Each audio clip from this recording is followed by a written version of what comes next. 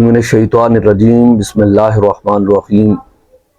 موجودہ فلسطین کی صورتحال دیکھ کر دل چھلی چھلی ہے اور بڑا غمناک ہے، اور یہی صورتحال ہر مسلمان کی یقیناً ہوگی۔ لیکن جو ہمیں خبریں موصول ہوتی ہیں وہ سوشل میڈیا کے ذریعے سے موصول ہوتی ہیں، اور سوشل میڈیا میں آپ لوگوں کو معلوم ہے اور یہ بات کنفرم ہے کہ آدھا سچ اور آدھا جھوٹ ہوتا ہے۔ دیکھنے میں یہ بھی آتا ہے کہ کئی ایسی ویڈیوز ہیں جو جعلی طور پر بنائی جاتی ہیں اور اس طریقے سے انہیں وائرل کیا جاتا ہے، جنہیں دیکھ کر ہم سمجھتے ہیں کہ واقعی ایسا ہوتا ہے، اور اس میں بھی کوئی شک نہیں ہے کہ ظلم کی وہاں پر ایسی داستان رقم کی گئی ہے جو تاریخ میں نہیں ملتی۔ انہوں نے ظلم بھی بہت کیا ہے، اور یہ بھی کچھ ویڈیوز اور تحریروں سے بات جو ہے ہم سب کو ملتی ہے۔ خیر، پوری امت مسلمہ یہ بات کر رہی ہے تو یہ تواتر کے درجے تک ہے تو قطعی ہے، کسی نے جا کر وہاں پر دیکھا نہیں، لیکن چونکہ ہر طرف یہ بات شائع ہے۔ آپ دیکھیں کہ ہم اس موجودہ دور میں جب یہ دیکھتے ہیں کہ وہ سارے اکیلے مار کھا رہے، ان پر ظلم کیا جا رہا، لیکن ان کی مدد کو کوئی نہیں پہنچ رہا، تو اس سلسلے میں حضور صلی اللہ علیہ وآلہ وسلم کا ایک فرمان عالیشان وہ ذہن میں آتا ہے، سنن ابو داؤد شریف کے اندر موجود ہے اور پورا باب باندھا گیا ہے۔ اس میں حضور صلی اللہ علیہ وآلہ وسلم کی اس روایت کو روایت کرنے والے حضرت ثوبان رضی اللہ تعالیٰ عنہ ہے، اور آقا مکی مدنی سرکار صلی اللہ علیہ وسلم نے فرمایا کہ ایک وقت ایسا آئے گا کہ ساری امتیں اکٹھی ہو کر جمع ہو کر تم پر ایسے ٹوٹ پڑیں گی جیسا کھانے والے کھانے کے پیالے پر ٹوٹ پڑتے ہیں، اور عرض کرنے لگے یا رسول اللہ، یا حبیب اللہ، اس وقت کیا ہم تھوڑے ہوں گے؟ آقا مکی مدنی سرکار صلی اللہ علیہ وسلم نے فرمایا نہیں، اس وقت تم تھوڑے نہیں ہوگے، تمہاری تعداد بہت زیادہ ہوگی۔ تو اس وقت تم اتنے زیادہ ہوگے، لیکن تم سیلاب میں بہہ کر آنے والی میل کی جھاگ کے تودے کی مثل ہوگے تم، اور تمہارے جو دشمن ہوں گے ان کے سینوں سے تمہارا ڈر اور خوف ان کے سینوں سے اللہ تبارک و تعالیٰ نکال دے گا۔ مطلب کیا ہے کہ وہ لوگ انہیں مسلمانوں کا کوئی خوف اور ڈر نہیں ہوگا۔ تو حضور صلی اللہ علیہ وآلہ وسلم نے فرمایا وَلَيَقْذِفَنَّ اللَّهُ فِي قُلُوبِكُمُ الْوَهْنَ، تو اللہ تبارک و تعالیٰ تمہارے دلوں میں وہن ڈال دے گا۔ تو اب عرض کی گئی یا رسول اللہ، یا حبیب اللہ، وَمَا الْوَهْنُ، وہن کیا ہے؟ حضور صلی اللہ علیہ وسلم فرمایا حُبُّ الدُّنْيَا وَكَرَاهِيَةُ الْمَوْتِ، میرے آقا صلی اللہ علیہ وسلم نے فرمایا وہ دنیا کی محبت ہے اور وہ موت کو ناپسند کرنا ہے۔ اب یہ دو باتیں ایسی ہیں کہ آج ہمارے اس دور میں بہت کثرت سے ملتی ہیں۔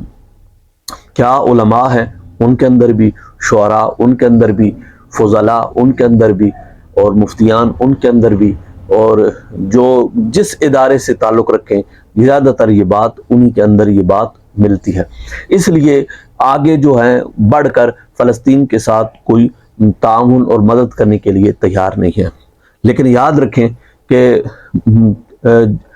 آج یہ لوگ جہاد کی بات کرتے ہیں کہ جہاد کرنا چاہیے۔ جہاد ایسے نہیں ہے کہ آپ سوشل میڈیا پر آئیں اور سوشل میڈیا سے ایک ویڈیو دیکھیں اور پھر آپ جہاد کے بارے میں ایک دوسرے کو کوسنا شروع کر دیں۔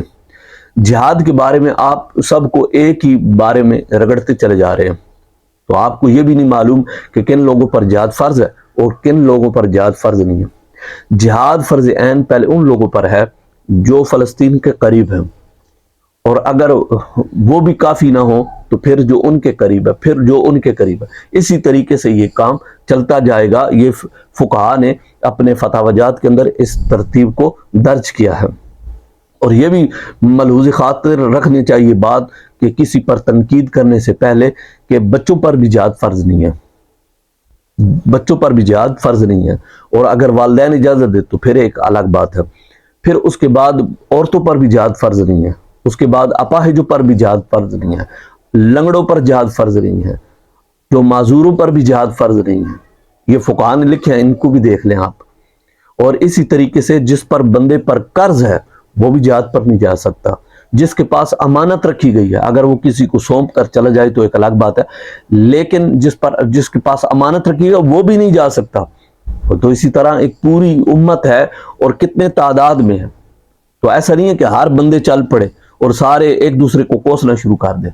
اور جو آپ فتاوی شامی اٹھائیں، فتاوی شامی میں یہاں تک یہ بات درج ہے کہ جو سب سے بڑا علاقے میں، شہر میں جو سب سے بڑا عالم دین ہے اور اس سے بڑا اور کوئی عالم دین نہیں ہے، اس کا جانا بھی جائز نہیں ہے، وہ بھی جہاد پر نہ جائے۔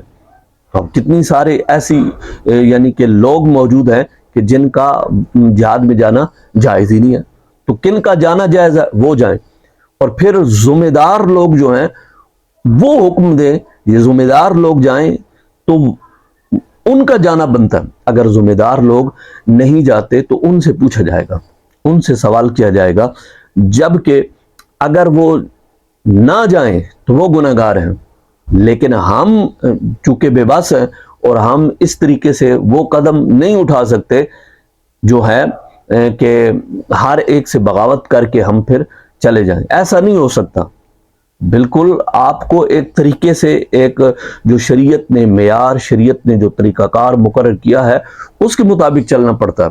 یہ ایسے نہیں ہوتا کہ جناب جیسے ہمارے دل میں آئے، جیسے ہمارے من میں آئے ویسے ہو جائے، ایسا نہیں ہو سکتا۔ اور ایک دوسرے کو کوسنے کا کیا فائدہ؟ جو کوس رہے ہیں وہ خود کیوں نہیں جاتے؟ وہ ادھر کیوں بیٹھے ہوئے ہیں؟ وہ خود جائیں، نہ جا کر جہاد کریں۔